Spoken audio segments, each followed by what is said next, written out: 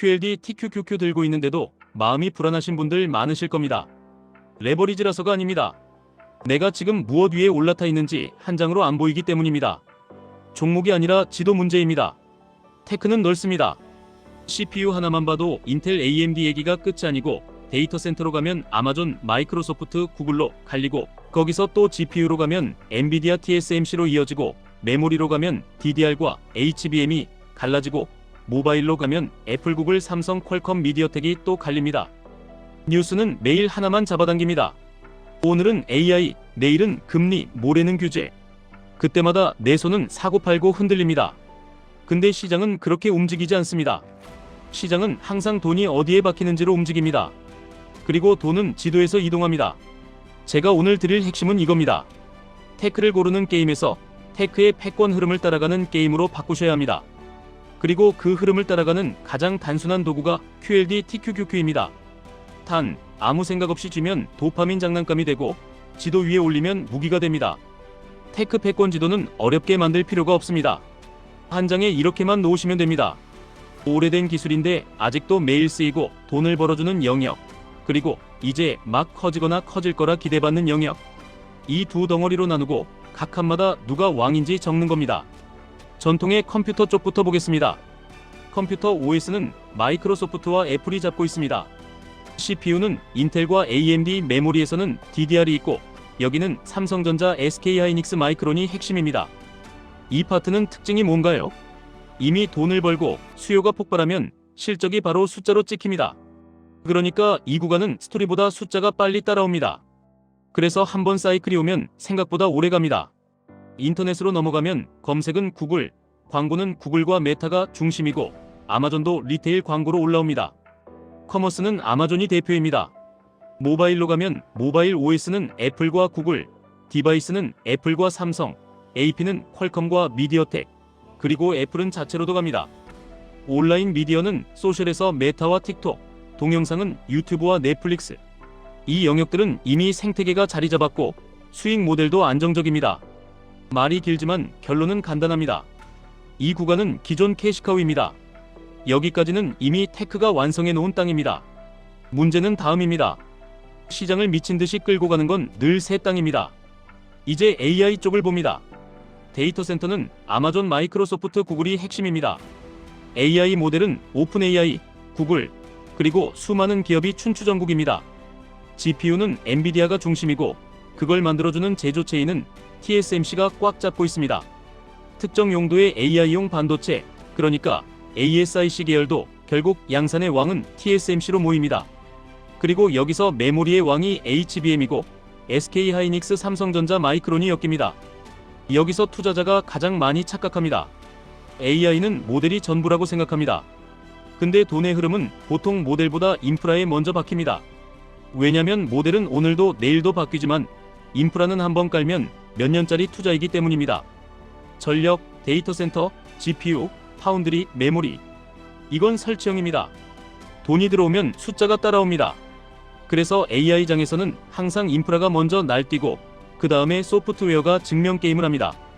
그리고 다음 파트가 미래 산업입니다. 블록체인, 로봇, 자율주행, 양자, 우주.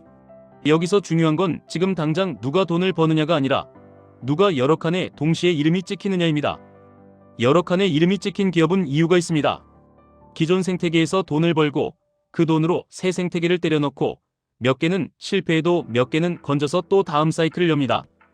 이 지도를 한 번만 머리에 넣으면 QLD TQQQ가 왜 강력한지 감이 옵니다. QLD TQQQ는 개별 기업 한 칸에 베팅하는 게 아니라 이 지도에서 가장 비싼 땅들을 한 번에 묶어서 올라타는 겁니다. 물론 완벽하지 않습니다. 나스닥이니까 금융이나 에너지 같은 쪽은 덜 담깁니다. 하지만 테크 패권 흐름이 시장을 지배하는 국면에서는 지도에서 왕들이 모여있는 쪽을 가장 단순하게 잡는 방법이 됩니다. 이 지도를 한 번만 머리에 넣으면 QLD TQQQ가 왜 강력한지 감이 옵니다. QLD TQQQ는 개별 기업 한 칸에 베팅하는 게 아니라 이 지도에서 가장 비싼 땅들을 한 번에 묶어서 올라타는 겁니다. 물론 완벽하지 않습니다. 나스닥이니까 금융이나 에너지 같은 쪽은 덜 담깁니다. 하지만 테크 패권 흐름이 시장을 지배하는 국면에서는 지도에서 왕들이 모여있는 쪽을 가장 단순하게 잡는 방법이 됩니다. 다만 여기서 바로 함정이 나옵니다. QLD TQQQ는 지도를 모르는 사람에게 가장 위험한 종목입니다. 왜냐면 레버리지는 방향만 증폭시키는 게 아니라 감정도 증폭시킵니다. 뉴스 한 줄에 내 뇌가 과열됩니다. 그래서 QLD TQQQ는 예측 게임으로 하면 망하고 규칙 게임으로 하면 살아남습니다. 그 규칙은 복잡할 필요가 없습니다. 저는 딱 3가지 질문만 반복하시면 된다고 봅니다. 지금 돈이 들어가는 용도가 꺾였는가? 병목이 풀렸는가? 또는 다른 병목으로 옮겨갔는가? 생산과 장비가 함께 식었는가? 예를 들어 AI 인프라가 계속 돈을 빨아들이는 국면이라면 GPU와 HBM과 파운드리와 데이터 센터 쪽의 지표들이 계속 살아있습니다. 이때 QLD TQQQ는 기본적으로 바람이 등 뒤에서 봅니다. 반대로 금리가 튀고 기업들이 투자 계획을 줄이고 데이터 센터 증설이 멈춘다는 신호가 나오고 반도체 재고가 다시 쌓이기 시작하면 지도에서 바람이 바뀌는 겁니다. 그때 레버리지는 똑같은 속도로 반대 방향으로도 흔들립니다. 여기서 실제로 여러분이 할 일은 딱 하나입니다. 지도를 보고 매수 매도를 결정하는 게 아니라 지도를 보고 내 손이 흔들리지 않게 만드는 겁니다. 제가 실제로 QLD TQQQ를 다룰 때 제일 싫어하는 행동이 있습니다. 오늘은 로봇이 뜬다니까 TQQQ, 내일은 양자가 뜬다니까 TQQQ, 모레는 우주가 뜬다니까 TQQQ. 이건 투자 아니고 감정 휘두르기입니다. 지도는 유행을 쫓으라고 있는 게 아닙니다. 테크의 층이 어떻게 쌓였는지 보라고 있는 겁니다. 그래서 이렇게 하시면 됩니다. 첫째, 내 기준 차트는 QQQ로만 보십시오. 레버리지 차트로 판단하면 공포도 과장되고 반등도 과장됩니다. 기준을 하나로 고정하십시오. 둘째, 내 매수는 뉴스가 아니라 구간으로 하십시오. 예를 들면 QQQ가 단기 추세 아래로 밀릴 때 분할로 들어가는 구간을 미리 정해두는 겁니다. 셋째, 내 매도는 예언이 아니라 분할로 하십시오. 전고점 부근에서 일부를 줄여서 현금과 숨쉴 공간을 만들면 다음 조정이 와도 계좌가 아니라 내 마음이 버팁니다. 이렇게 하면 QLD TQQQ가 갑자기 다른 얼굴을 보여줍니다. 이전에는 화면을 켤 때마다 심장이 먼저 반응했는데 이제는 규칙이 먼저 반응합니다. 그리고 여기서 진짜 중요한 포인트가 하나 더 있습니다. 올해부터 더 중요해지는 건 모델이 누가 더 똑똑하냐가 아니라 그래서 돈을 어떻게 버느냐입니다. AI는 사용자가 늘어날수록 비용이 커지는 구간이 있습니다. 서버 비용, 전력 비용, 인프라 비용이 같이 뛰기 때문입니다. 그러니까 이제는 성능 경쟁보다 수익 모델 경쟁이 훨씬 중요해집니다. 월정액, API, 광고, 기업용 솔루션, 그리고 피지컬 AI.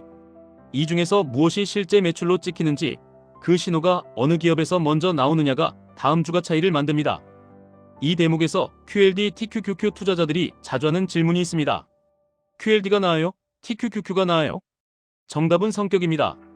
버틸 구조가 있으면 TQQQ가 공격적이고 구조가 약하면 QLD가 현실적입니다. 여기서 구조라는 건 멘탈이 아니라 현금 쿠션과 분할 규칙입니다. 쿠션이 없는데 TQQQ를 들면 시장이 아니라 내 심리가 청산 버튼을 누릅니다. 또 이런 질문도 나옵니다. 그럼 개별 종목은 안 사도 되나요? 지도만으로도 충분히 먹고 살 수 있습니다. 다만 개별 종목은 지도에서 칸 하나를 정확히 찌를 수 있을 때만 하셔야 합니다. 예를 들어 HBM 사이클을 확신하고 공급과 고객과 증설과 단가 흐름을 추적할 수 있으면 개별이 유리할 수 있습니다. 하지만 대부분은 그 정도 추적을 못합니다. 그럴 때는 지도 전체의 왕들이 모여있는 바구니가 더 안전합니다.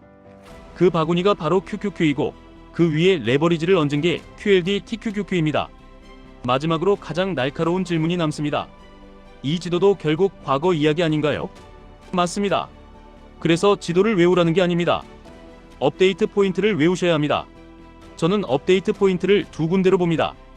인프라 투자 속도와 기업용 수익 모델이 숫자로 찍히는 순간 이 두 가지가 확인되면 테크는 또 한 번 계단을 올라갑니다.